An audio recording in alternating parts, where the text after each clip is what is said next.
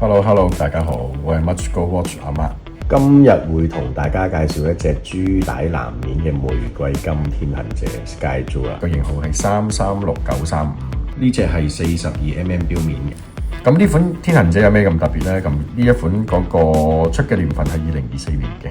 咁你見到留意下勞力士新裝同舊裝都係多咗個皇冠啦，但係呢個有咩唔同嘅特別呢？就係有個雙皇冠6點位，係咪？大家留唔留意到啊？粉絲佢個功能呢，留意到點解佢呢個錶咁得意？有個中間有個大圈。其實喺我哋香港呢，佢就係因為有個大圈，我哋叫做大口仔。好啦，個大口仔有啲咩用呢？你留意下，246810係雙數嚟嘅，係24小時。即係代表佢呢一個圈係可以計埋24小時嘅一個功能。咁仲有個紅點喺呢個6點位度，紅點位喺6點位就係6月啦，7點位就係7月啦，咁嘅意思啦。咁就變相咗佢可以顯示埋個月份嘅功能。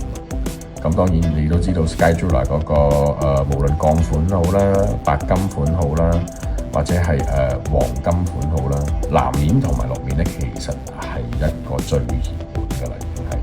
咁我哋包全新錶，我哋包咗膠紙嘅。好啦，今日條片就介紹到呢一度啦。鍾意錶嘅朋友歡迎俾個 like，我哋下一條片再見啦。